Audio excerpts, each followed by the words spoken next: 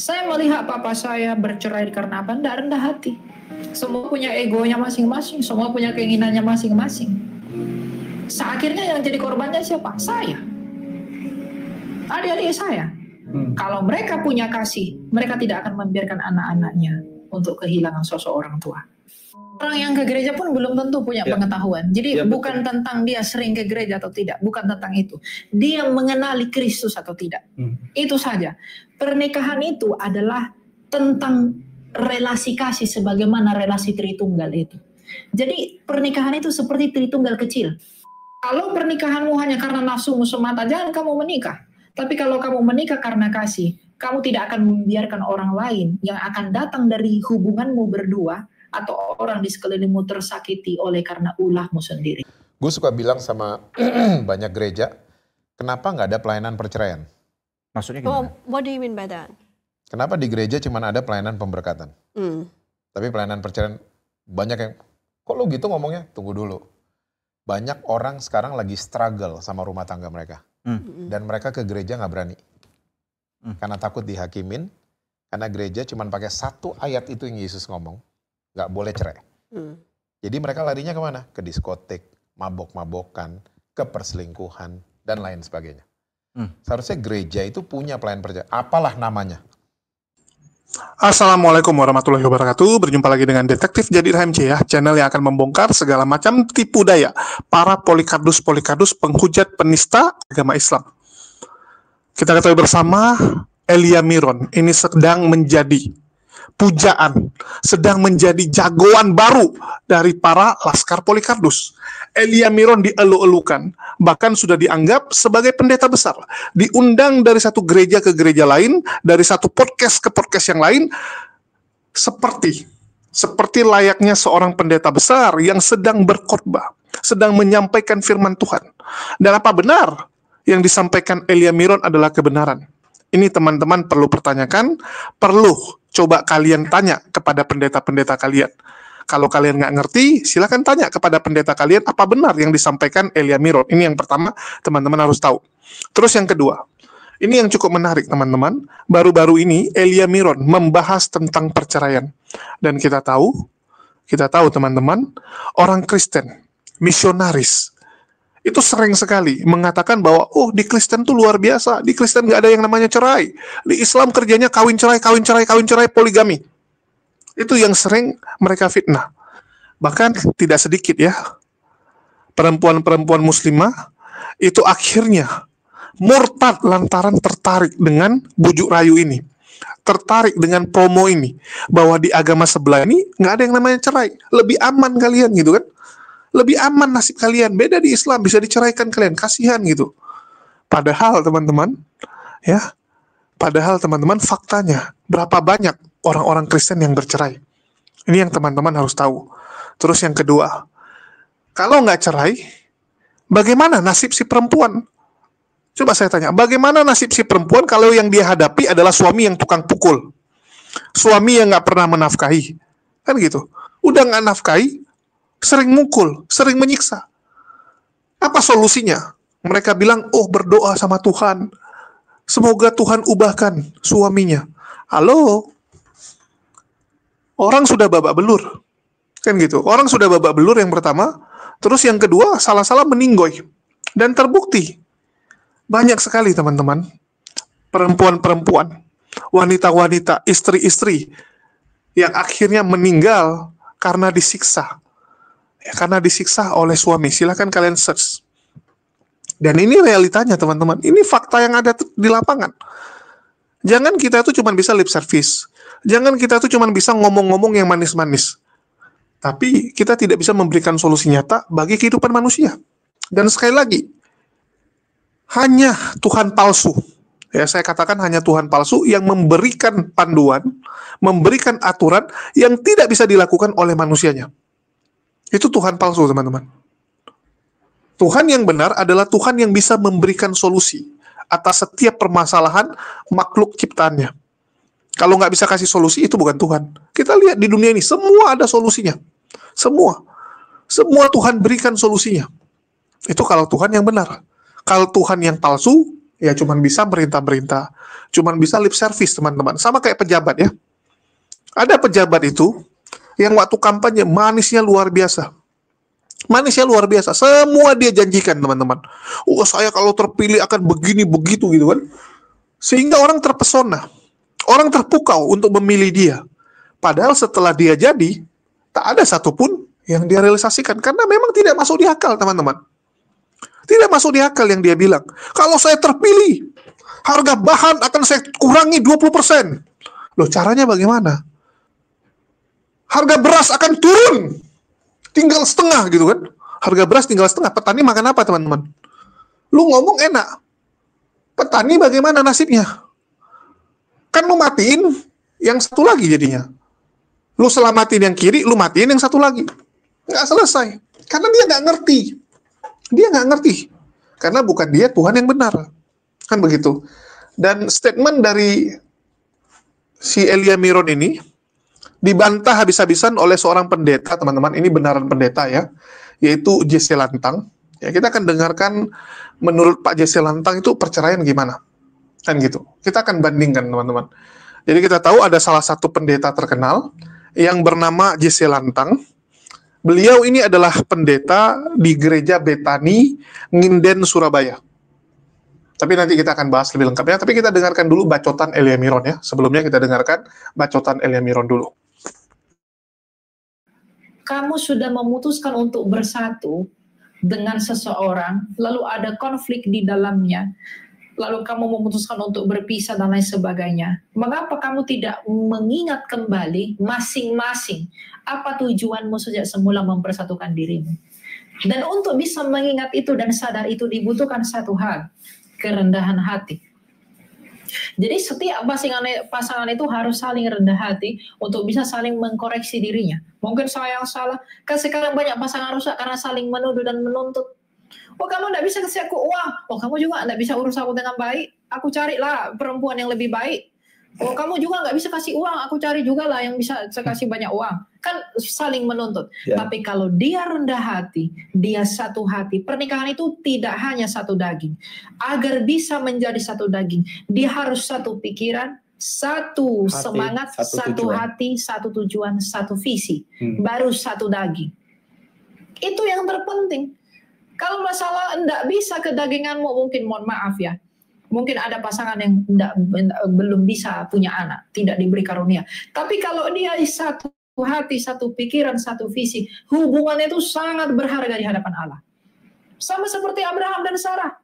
Dia terlambat menerima dalam ukuran orang pada masa itu. Tapi karena dia satu hati, satu pikiran, satu tujuan, maka Allah melihat kesatuan mereka, maka dianugerahi yang daging-daging ini.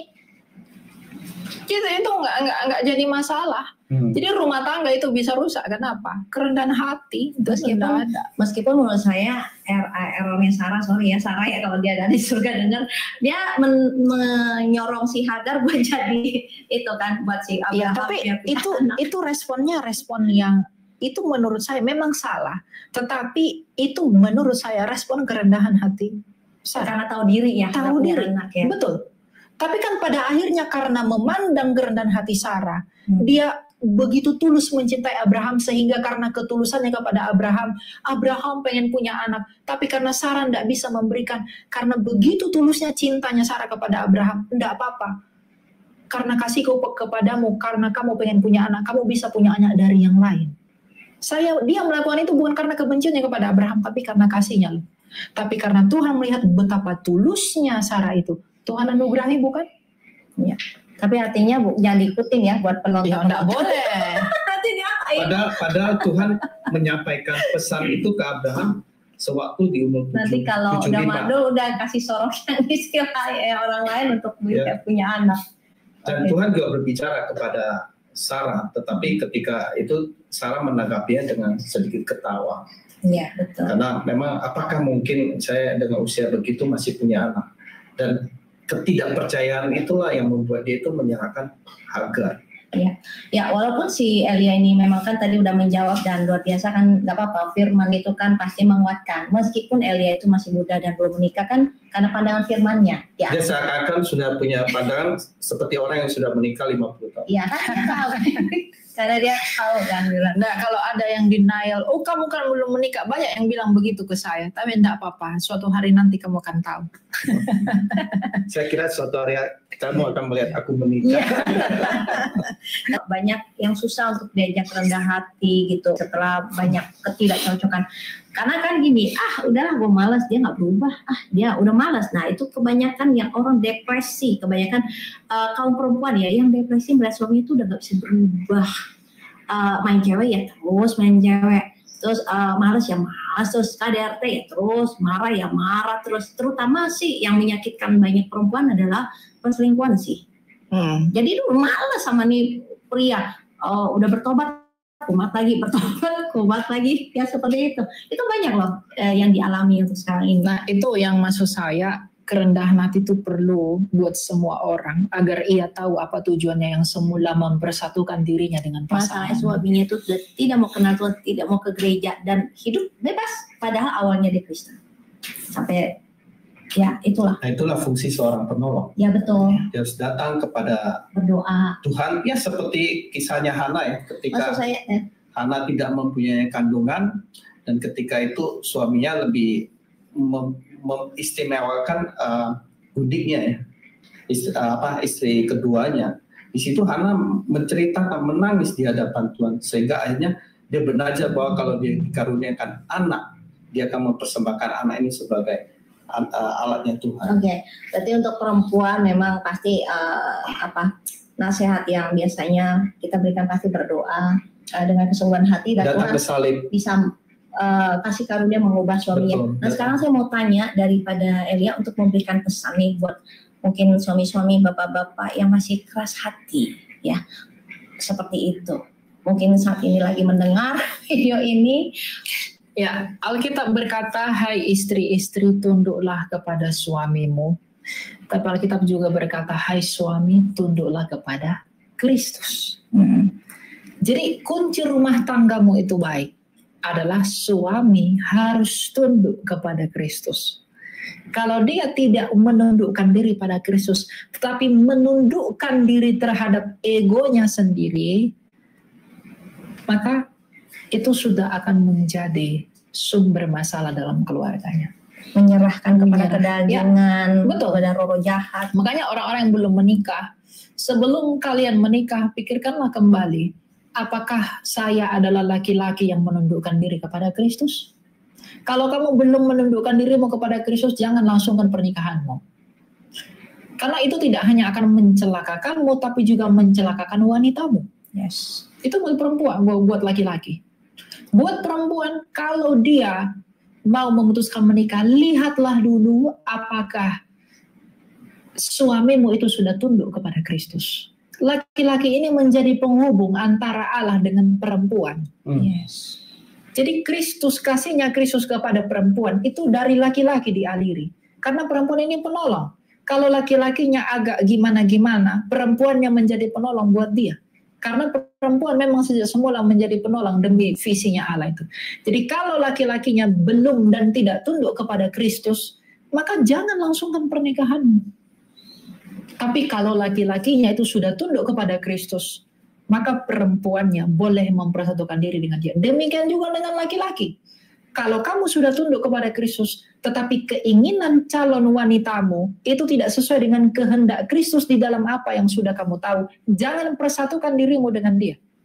Sering sekali waktu pacaran, kalau pasangan ngajak ke gereja, ya berusaha mangut-mangut, kelihatannya sudah ngikut Tuhan. Orang yang ke gereja pun belum tentu punya pengetahuan. Jadi bukan tentang dia sering ke gereja atau tidak, bukan tentang itu. Dia mengenali Kristus atau tidak. Itu saja. Pernikahan itu adalah tentang relasi kasih sebagaimana relasi Tritunggal itu. Jadi pernikahan itu seperti Tritunggal kecil. Relasi kasih dalam maksud perikoresis. Kalau kita belajar Tritunggal, itu ada perikoresis Tritunggal Allah yang esa itu. Kasih yang teraliri di dalam masing-masing hipostasis di dalam satu Allah ini. Pernikahan itu pun begitu. Suami mengasihi istri, istri mengasihi suami, Allah mengasihi keduanya. Jadi ini tentang hubungan kasih. Rumah tangga ini kasih.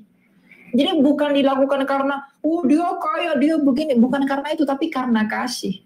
Makanya kalau laki-lakinya belum tunduk kepada Kristus, perempuan hendaklah menunda untuk bersatu dengan dia. Tapi kalau laki-laki melihat perempuan ini tidak sesuai dengan kehendak Kristus, baiklah ia sebagai laki-laki menuntun wanitanya itu untuk mau tunduk kepada kehendak Kristus di dalam apa yang sudah dia ketahui. Kalau semuanya berjalan dengan baik seperti itu, saya pikir rumah tangganya tidak akan bermasalah pada hal-hal seperti itu. Kalaupun prianya belum tunduk, wanitanya mengambil peran, betul ya? Betul. Untuk mendoa. Untuk saling melengkapi. Ya. Bahkan di dalam pernikahan pun bukan hanya masalah 1-2 orang lagi, tapi mungkin anaknya atau saudaranya. Maka kita harus meminta hikmat dari Tuhan agar bisa saling mengerti apa yang menjadi keputusan, bukan lagi keputusan individual sebagai laki atau perempuan, tapi sebagai keputusan komunal sebagai pasangan suami istri. Satu. Ya. Jadi mereka sehati, sepikir, sevisi. Apapun yang terjadi pada istri atau pada suami, itu mereka saling memaklumi. Makanya saya bilang dari awal, kuncinya itu rendah hati. Saya melihat papa saya bercerai karena apa? Tidak rendah hati. Semua punya egonya masing-masing, semua punya keinginannya masing-masing. Akhirnya yang jadi korbannya siapa? Saya. Adik-adik saya. Kalau mereka punya kasih, mereka tidak akan membiarkan anak-anaknya untuk kehilangan sosok orang tua. Makanya kalau pernikahanmu hanya karena nafsumu semata, jangan kamu menikah. Tapi kalau kamu menikah karena kasih, kamu tidak akan membiarkan orang lain yang akan datang dari hubunganmu berdua atau orang di sekelilingmu tersakiti oleh karena ulahmu sendiri. Karena kamu bukan dua lagi, tapi satu. Poinnya di situ, rendah hati, rendah hati, rendah hati. Tirulah Kristus yang rendah hati itu. Nah, masalahnya kalau orang terluka batinnya, itu susah rendah hati loh, Elia. Betul. Ya, saya juga batin saya pernah terluka. Kerendahan hati bukan dari masalah luka batin apa segala macam. Itu biasanya membentengi, jadinya keras hati lah istilahnya, keras hati. Dia keras hati karena dia tidak melihat dan mengenali Kristus. Iya, nggak kenal salib. Dia tidak mengenal Kristus. Jadi dia menganggap gini, aku luka, aku pantas untuk itu. Enggak, kamu enggak pantas. Ya, kalian sudah dengar ya, itu bacotan dari seorang Elia Miron yang sok-sok mengajari tentang pernikahan dan perceraian. Padahal dia sama sekali tidak mengerti hal tersebut, teman-teman, karena dia nggak pernah merasakan. Dia mengatakan harusnya orang tuanya berpikir bagaimana perasaan dia. Tapi dia nggak pernah berpikir bagaimana perasaan orang tuanya.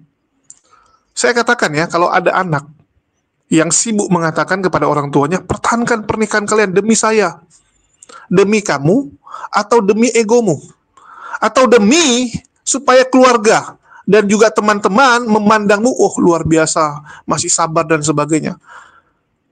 Yang mana? Coba saya tanya. Apa kamu pernah berpikir bagaimana perasaan orang tuamu? Itu namanya kamu egois. Cuman berpikir gimana perasaan dirimu sebagai anak. Kamu nggak pernah mikir bagaimana tersiksanya orang tuamu saat mereka bersama. Ini yang teman-teman harus renungkan. Banyak orang mempertahankan keluarganya, tidak mau bercerai hanya karena takut pandangan orang. Takut penilaian orang. Tapi dia melupakan yang paling penting, yaitu kebahagiaannya sendiri. Dia melupakan hal itu. Kita terlalu sibuk ya dengan pandangan-pandangan orang lain, penilaian-penilaian orang lain. Merugi sekali. Dan orang yang seperti ini akan menyesal di hari tuanya. Dia pertahankan, padahal udah nggak ada lagi. Ya, udah nggak ada lagi yang namanya cinta di situ. Nggak ada lagi yang namanya respect di situ. Nggak ada. Kita lihat banyak orang hidup bersama, padahal sudah saling pantat-pantatan. Udah saling ngurusin masing-masing gitu. Si suami ngurus masing-masing, istri ngurus masing-masing. Cuman di depan keluarga, di depan media, di depan orang-orang, kelihatannya mereka masih seperti sebuah keluarga yang utuh. Padahal udah nggak ada itu, teman-teman. Udah hancur. Inilah mirisnya ya. Saya katakan miris langsung, teman-teman.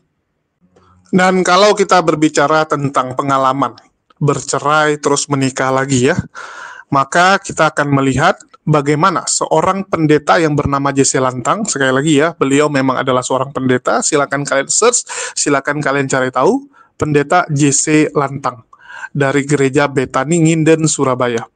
Ini jelas seorang pendeta, teman-teman. Beda dengan Elia Miron yang entah dari mana tiba-tiba berubah menjadi pendeta, tiba-tiba dianggap pendeta oleh beberapa orang-orang Kristen. Kalau ini benar-benar pendeta yang sudah punya pengalaman luar biasa, dan sekali lagi ya, ini bukan hanya pengalaman tentang menjadi pendeta, tapi bagaimana pernah di posisi cerai dan menikah lagi ya. Bukan hanya cerai, tapi menikah lagi. Karena memang orang Kristen bilang cerai boleh kok, tapi nggak boleh menikah lagi. Kalau menikah lagi itu udah berzina, itu sudah masuk neraka. Masuk neraka mereka bilang, teman-teman ya. Luar biasa. Ini pendetanya, kalian boleh search. Ya, ini beliau. Ya, dia adalah pendeta di Gereja Betani Nginden, Surabaya. Oke. Ini pendeta besar, teman-teman. Pendeta besar ya. Sekali lagi, jangan kalian bandingkan dengan Elia Miron yang anak kemarin sore tiba-tiba sok-sok ngomong firman Tuhan, sok-sok ngomong tentang pernikahan perceraian.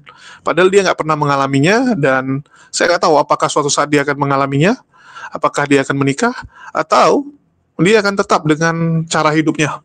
Ya, cara hidupnya seperti apa, tanya sama dia. Oke, kita dengarkan aja dari versi Pak JC Lantang supaya teman-teman dapat poinnya, dan di sini kita bisa belajar bareng ya, terutama teman-teman Kristen. Kalau Islam nggak perlu sih. Kalau Islam nggak perlu gitu, karena kita udah clear, panduan kita lengkap, panduan kita jelas. Kalau mereka ini kan nggak ada panduan. Karena mereka nggak ada panduan, mereka harus belajar dari yang sudah mengalaminya, terutama dari kalangan pendeta tentunya ya. Kita dengarkan.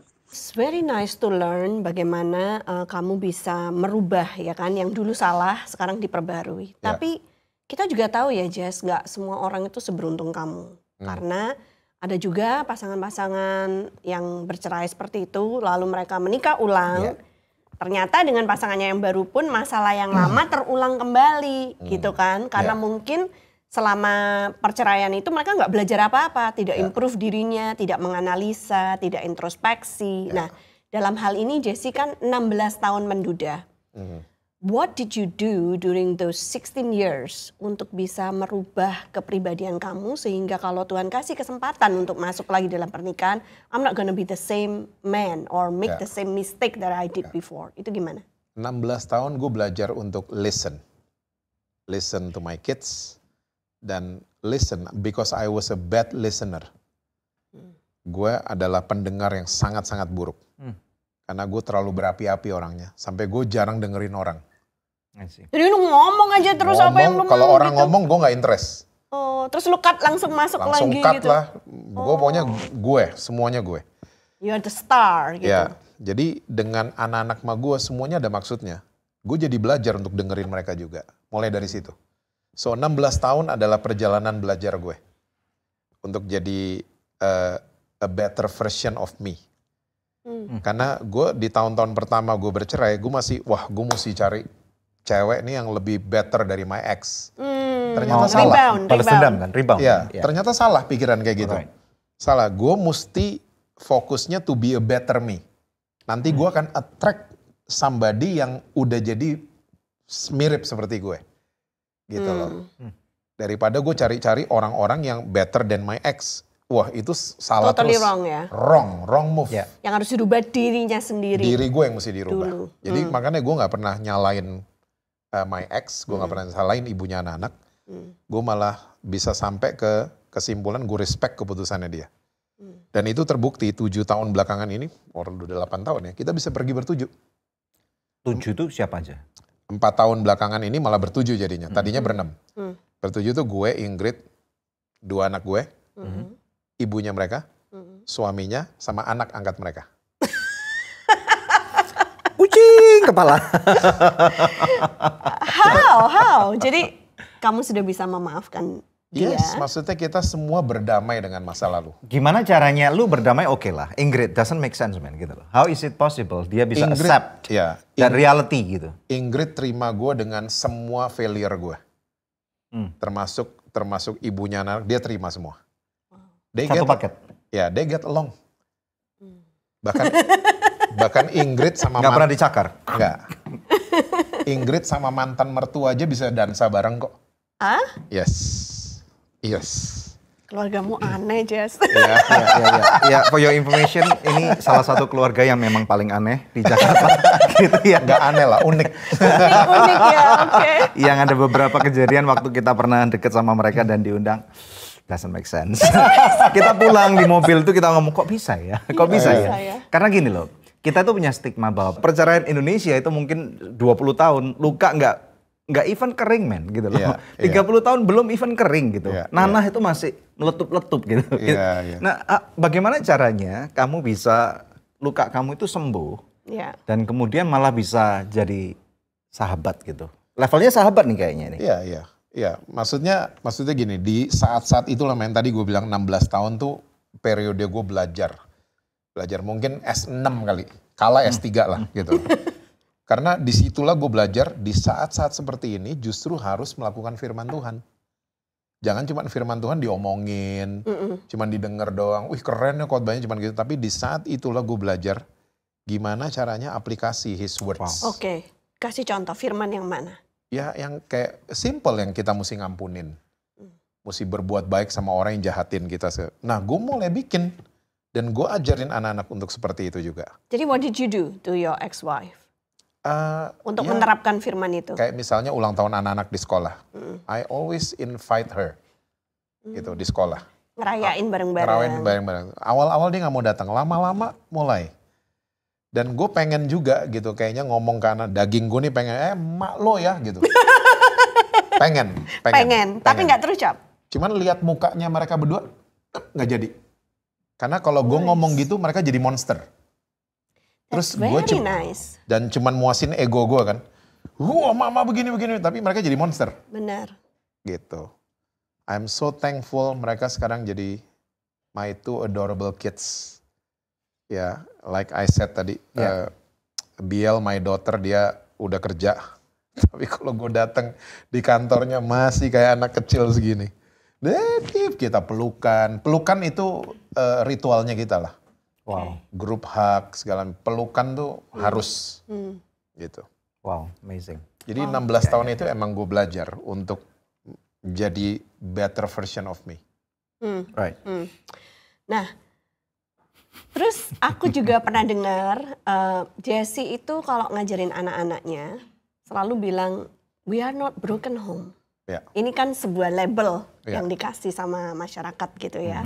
Kalau kedua orang tua bercerai artinya we have a broken home, keluarga kita nggak utuh lagi.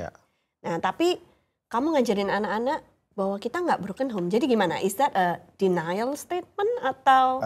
Gue sih ya itu tadi, gue nggak pengen lihat anak-anak gue jadi monster. Jadi gue selalu bilang sama mereka kalau gue bilang broken, kita broken home, kita broken family, mereka jadi paradigmanya mereka, jadi belief systemnya mereka nanti broken. Lama-lama kelakuan mereka jadi kayak anak-anak broken. Gitu loh. Jadi gue lebih menekankan ya itu Tuhan yang ngasih kayaknya ya. Bukan kayaknya, iya Tuhan yang ngasih. Kita unique family. Kita bukan broken family. Maksudnya mama punya keputusan untuk move on with her life segala macam. Dan we can still love each other. We can still forgive each other. Kita bisa duduk one day, dulu kita suka bercanda-bercanda aku sama anak-anak. One day nanti kita bisa duduk bareng kok sama mami, sama suaminya mami. Kita bisa duduk bareng. Oke, sorry aku potong. Your ex itu menikah lagi berarti? Yes. Berarti sama-sama kedua kalian sama-sama sudah menikah? Iya. Jadi waktu my ex menikah lagi, justru my daughter yang nyanyi di weddingnya dia. Gitu. Jadi semuanya pas, maksudnya mereka bisa let go, mereka udah ngerti mamanya mereka, dan gue juga udah let go. Gue kayak how? I mean like itu pasti ada perannya Jesse main di sana dong, karena anak-anak, I imagine myself, I was 4 waktu orang tuaku bercerai dan itu sakit banget gitu. Dan itu kayak itu tadi maksudnya gue nggak pernah jelekin mamanya mereka ke mereka, nggak pernah. Itu jadi mereka dari kecil gue selalu bilangin mama punya keputusan yang berbeda dengan kita. Cuman waktu mereka tahu, mereka udah siap hatinya untuk menerima, ngampunin itu. Karena nilai-nilai itu terus yang gue selalu ajarin buat mereka. They are so blessed to have you as their dad. Oh, I'm blessed to have my Jesus. Amazing. Kalau nggak ada firman Tuhan, gue juga nggak tahu gue jadi gimana. That's amazing. Ya, perceraian itu akan selalu membuat muka itu dicoreng ya, betul nggak? Bukan cuman buat pelakunya tapi keluarga yang ada di samping kiri kanannya, keluarga besar gitu. Bagaimana orang tua kamu waktu itu berurusan dengan kamu nih? Apakah lu dihakimin, lu disingkirkan, dikucilkan, dibenci gitu? Atau malah kamu diterima? Never. Tell us. My mom and dad itu mereka dari gereja yang sangat strict sekali. Yang soal pernikahan dan very perceraian. aturan semuanya. Berarti ini dosa besar dong. Woi, ini coreng mereka banget. Ya. Tapi justru we all learn. Kita semua belajar dari sini. Even mama papa juga belajar.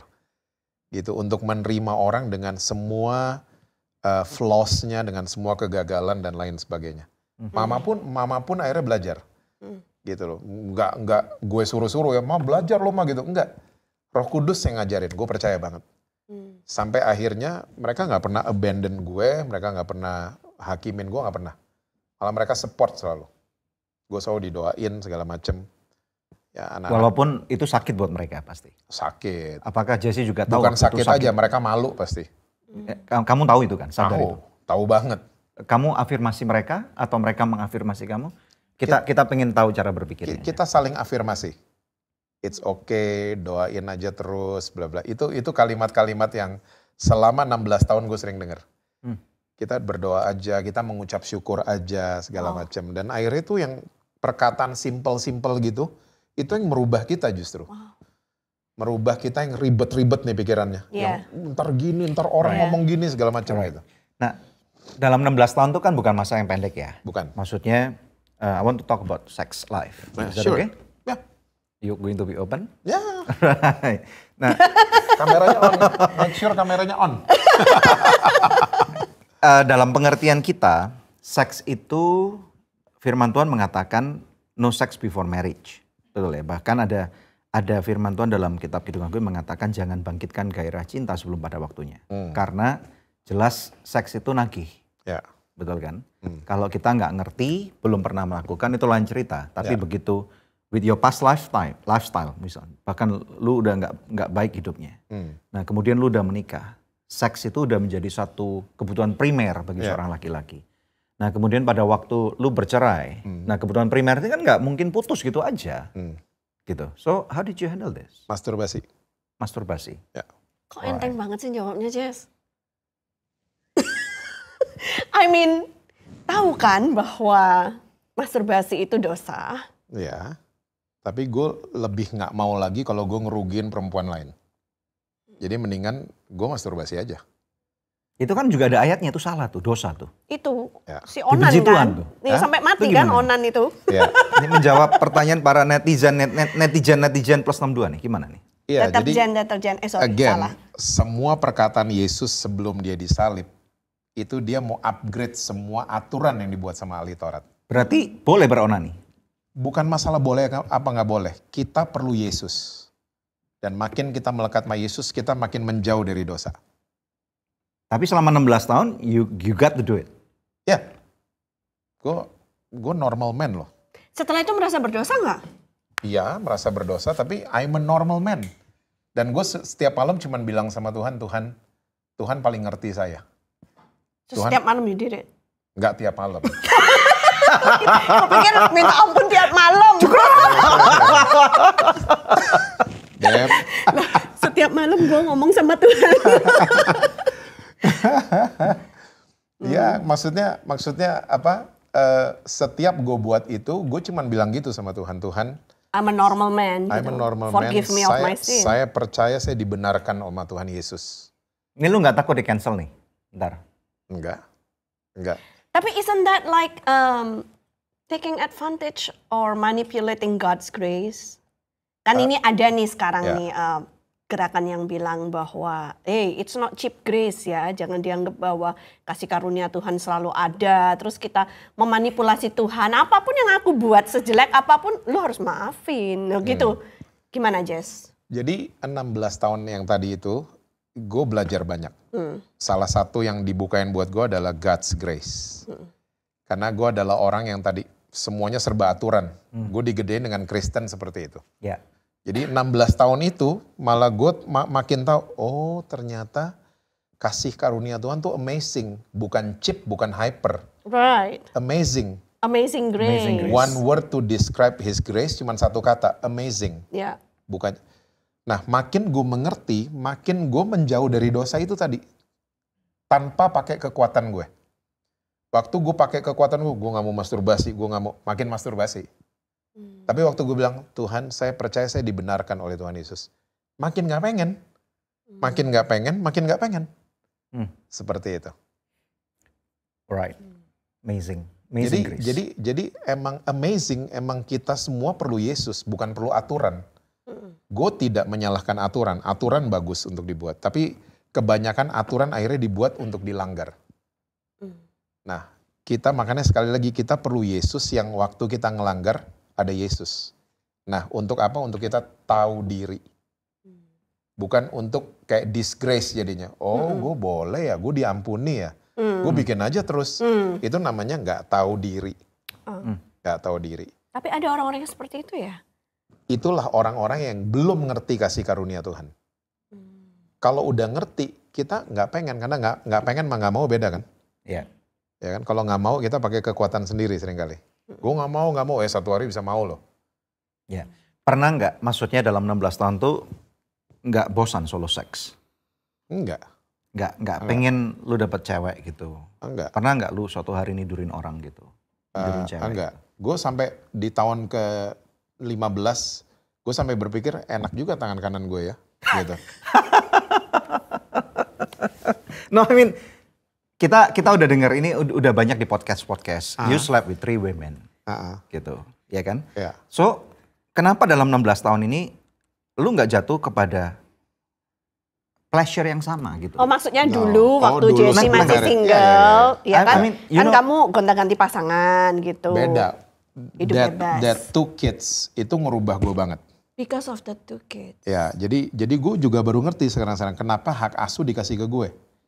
Kalau mereka misalnya nggak ada sama gue nggak tahu, mungkin gue bisa gila kali. Oh, mungkin Or liar. Liar, Oke. Jadi liar mungkin. Karena gini, nggak menutup kemungkinan juga ada banyak anak-anak yang terluka itu bukan cuman karena masalah merasa papanya atau mamanya dicuri orang lain, tapi kemudian melihat bagaimana kehidupan papa dan mamanya post divorce itu ternyata kelihatannya baik tapi liar, dan orang tua mungkin banyak berpikir bahwa anak-anak nggak ngerti, masih kecil, tapi anak-anak tahu bahwa orang tuanya nggak bener nih. Tahu, Ya, kalau nggak bisa ngomong aja mereka. Bawa pulang. Atau nggak berani ngomong kan? Nggak bisa ngomong juga bisa. Iya. Nah itu kan istilahnya somehow membuat anak-anak itu begitu terluka dan itu menjadi Trauma. patron. Iya. Sehingga ketika mereka keluar dari rumah umur 16 tahun, 17 tahun, 18 tahun, mereka udah rusak gitu. Ya. Karena Karena my ngeliat parents are doing contohnya. that. Ya. Ya. Gitu. Ya. So dalam pikiran lu apakah pernah kebayang ini atau apa gitu? Iya, gue ada yang ganggu-ganggu untuk kembali ke lifestyle yang dulu. Cuman apa ya, di saat-saat itu kan gue lagi dibukain soal His grace gitu loh. Jadi, Berarti lu nggak mungkin 16 tahun lu nidurin cewek, itu nggak mungkin? enggak. Ntar tiba-tiba ada yang nongol, itu bohong tuh. Oh, enggak. Gua pernah tuh, itu gua sama dia tuh. Nggak ada. 3 tahun. Nggak ada. Nggak ada. Yang ada malah gue suka digangguin sama, karena mereka tahu gue single mungkin. Ngefans. Ya, gue digangguin. Disenggol-senggol gitu. Ya lewat foto-foto lah segala macem. But ya again karena anak-anak mungkin sama gue ya. Kan ada anak perempuan lagi.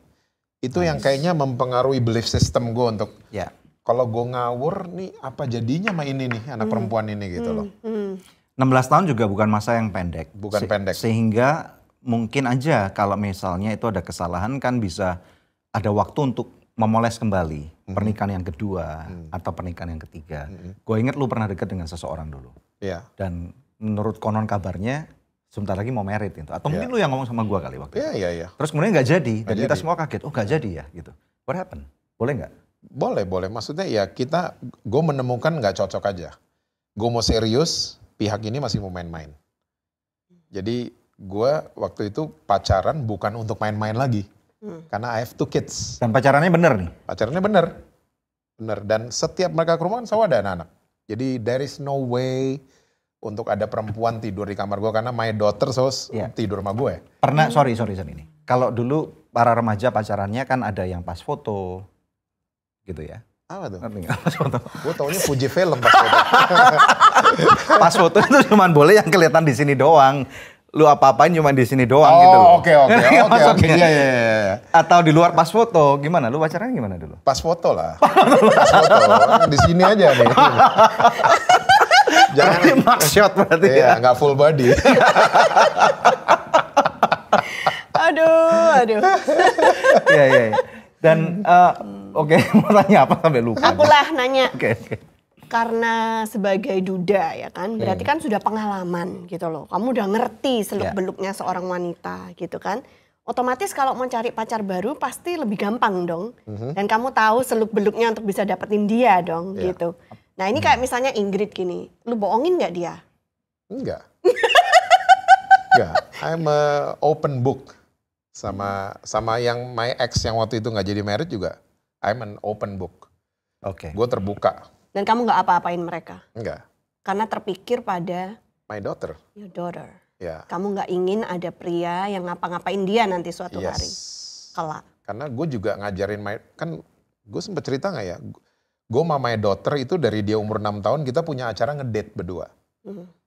Tujuan gue adalah dia kenal laki di rumah, bukan di luar rumah. Jadi dibukain pintu sama dedinya. Sampai di restoran kamu makan apa? Dia kenal laki dari dedinya. Jadi acara kita namanya ngedate. Jadi dia dandan kayak anak 6 tahun dandan. Rambutnya dikuncir segala macam. Gue pegangin tangannya segala macam. Jadi apa ya? There is no way ada perempuan masuk ke tempat tidur gue. Ada dia kok. Ada pangeran tidur segala macam. Jadi kalian semua bertiga satu kamar? Karena mereka nggak mau dipisahin. Nggak mau dipisahin dari gue. Iya. Gitu. Amazing ya. Amazing. Dan aku kira Jessie juga bisa berhasil karena kamu punya contoh patron dari orang tua kamu ya. Oh yes. Yang stabil, yang saling mengasihi. Jadi ketika you become a single dad tuh, itu menjadi modal untuk kamu teruskan kepada anak-anak. I'm so glad to know bahwa kamu nggak pernah ngomong sama mereka kejelekan mamanya. Karena itu akan merobek jiwanya ya kan. Itu gue belajar dari mama. Papa kan pernah bikin salah.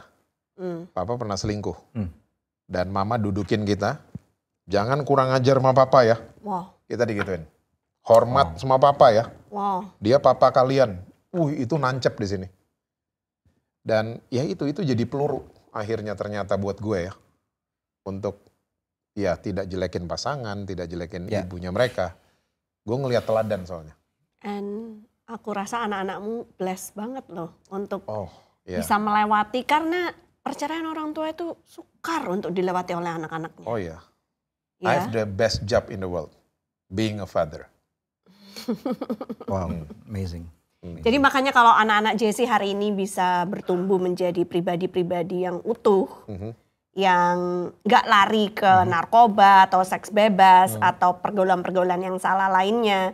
Karena kan biasanya tuh anak-anak broken home akan nyalain posisi broken home-nya, nyalain kedua orang tuanya atas perceraian yang mereka lakukan. Makanya gue lari ke narkoba, makanya gue jadi pemabuk, makanya gue gak baik gitu kan. But your kids don't have to go through that. Karena dari awal kamu udah bilang we are not broken home. Jadi perkataan afirmasi dari orang tua tuh penting ya buat anak-anak. Kalau kita salah memilih kata tuh bahaya banget. Wow, bahaya banget. Ini juga menunjukkan ya bahwa sebagai orang Kristen ketika kita diisi firman Tuhan, outcome kita itu nggak akan selalu 100% baik kan. Maksudnya externally kan. Apa yang terjadi, pergumulan, masalahan, termasuk dari orang tua kamu kan. Mereka juga dari dulu kakek nenek kamu juga melayani Tuhan gitu. Tapi kemudian terjadi perselingkuhan dan kemudian terjadi masalah. Tetapi kemudian hal itu tidak membuat mereka hancur. Tetapi membuat mereka disanggupkan untuk mengangkat piece by piece untuk mereka bisa menjadi utuh kembali. Is that so? Ya. Menurut kamu gimana? Oh iya, gue setuju banget sama gituan. Hari ini ya, maksudnya makanya gue suka bilang sama banyak gereja, kenapa nggak ada pelayanan perceraian? Maksudnya gimana? What do you mean by that? Kenapa di gereja cuma ada pelayanan pemberkatan? Tapi pelayanan perceraian banyak yang, kok lo gitu ngomongnya? Tunggu dulu. Banyak orang sekarang lagi struggle sama rumah tangga mereka. Dan mereka ke gereja nggak berani. Karena takut dihakimin. Karena gereja cuma pakai satu ayat itu yang Yesus ngomong. Nggak boleh cerai. Jadi mereka larinya kemana? Ke diskotik, mabok-mabokan, ke perselingkuhan, dan lain sebagainya. Seharusnya gereja itu punya pelayanan perceraian. Apalah namanya?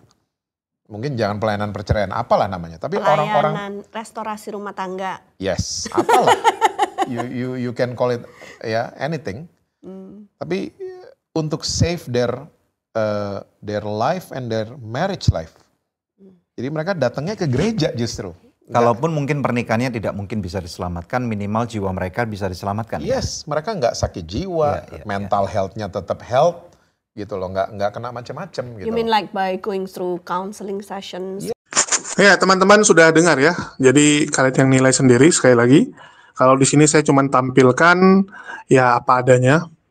Kalian yang nilai sendiri, kalian lebih setuju dengan Pendeta Jesse Lantang atau Elia Miron? Karena orang yang nggak pernah mengalaminya, itu cuma bisa berteori. Cuma bisa ngomong seakan-akan beginilah begitu gitu. Coba dia dihadapkan. Terkejut dia teman-teman. Saya punya teman, dia kalau menasihati orang tuh bijaksana sekali teman-teman. Bijaksana sekali. Kalimat-kalimatnya luar biasa. Menghiburnya luar biasa teman-teman.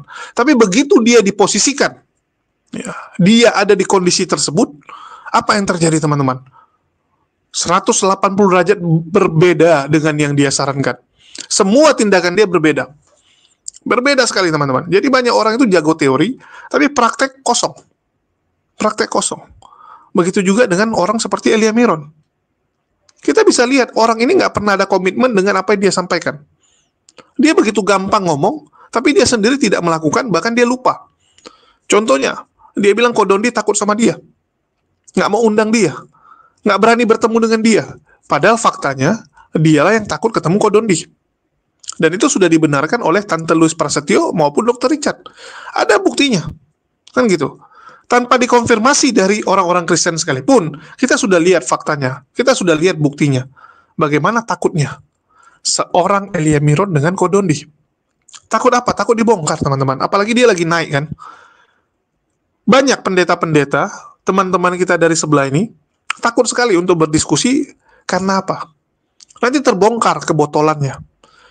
Terbongkar bahwa dia nggak ngerti apapun. Dan kalau terbongkar, besok-besok jadi nggak ada undangan. Besok-besok udah nggak ada job. Besok-besok orang udah nggak respect sama dia. Pendukungnya berkurang dan sebagainya. Itu yang terjadi. Itulah mereka hindari yang seperti itu. Hindari. Karena berkali-kali saya sampaikan, diskusi atau debat dengan pihak muslim, diskusi debat lintas agama ini seperti pisau bermata dua. Itu bisa membuat kamu terkenal, membuat kamu dipuja, atau salah-salah kamu jadi badut. Kamu akan kehilangan semuanya. Kan gitu. Kalau debatnya bagus, kamu bisa menampilkan hal-hal yang luar biasa, ya kita akui lah, contohnya Esra Soru kemarin. Esra Soru saat dengan Ustadz Kainama itu luar biasa. Kami dari pihak muslim pun memuji kemampuan dari seorang pendeta Esra Soru. Dan apa hasilnya? Langsung dipuji-puji dia kan. Langsung dipuji oleh banyak orang. Itu kita akui. Naik langsung nama dia, luar biasa. Artinya apa? Ini seperti dua sisi. Ya. Begitu juga dengan Elia Miron ini. Selalu berdusta untuk meninggikan namanya. Dan kalian bisa nilai sendirilah. Saya udah katakan banyak orang tuh mulutnya manisnya luar biasa. Manisnya luar biasa, tapi yang dia sampaikan semua adalah dusta. Ular teman-teman, ya saat dirasuki oleh setan, membujuk rayu Hawa, itu juga luar biasa manisnya. Kalau nggak manis, nggak mungkin Hawa mau. Nggak mungkin teman-teman. Jadi setan itu sering sekali menggunakan manusia sekarang dengan gaya-gaya yang luar biasa manis. Jadi kalau ada orang yang ngomongnya manis luar biasa, ya coba kamu pikirkan ulang. Benar nggak yang dia sampaikan? Oke, mungkin itu aja yang mau saya sampaikan di sini. Makasih buat semuanya. Di akhir kata saya ucapkan wassalamualaikum warahmatullahi wabarakatuh. Sampai jumpa di lain kesempatan.